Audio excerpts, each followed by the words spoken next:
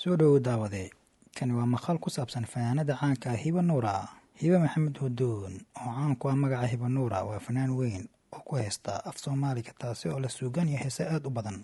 Heesaha ay qaado fanaanadani oo u badan wadani gobaabin, talasiin, dhiirigelin iyo wanaag darteed ayaa Hiba Maxamed Hudoon loo siiyey magac weyn iyo hoyga fanka Soomaaliyeed. Intaas waxaa dheer, Hiba waxa ay leedahay naaneys ay ku kasbatay kartideeda iyo hanaan wanaageeda, waxaana loogu naaneysaa Hiba Nuura. Bartamihii sanadkii 2014 fanaanada Hiba Nuura waxay ku dhawaaqday inay ka baxday fanka iyo suugaanta maadaama ay da ahaan gaadhay heerkii lagu cibaadeysan lahaa. Fanaanadu waxay hadda ku nooshahay magaalada Minneapolis ee waddanka Mareykanka. Hiba Nuura waxay ku dhalatay magaalada Dille gobolka Awdal waqooyiga Soomaaliya ee maanta loo yaqaan Somaliland. Ayada oo yar ayaa waalidkeeda u soo kaxeeyay magaalada Boorama ee xarunta gobolka Awdal, halkaas oo ay ku qaadatay waxbarashadeeda dugsiga hoose iyo dhexe. Kadib waxay u soo wareegtay magaalada Hargeysa oo ay ka bilowday fanka iyo suugaanta ilaa markii dambe ay u gudubtay waddanka Soomaaliya caasimadda Muqdisho.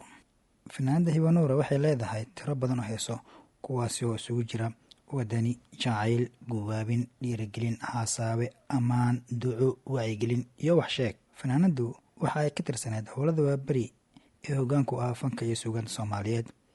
Heesaha fanaanada Hiba Nuura waxaa ugu caansanaa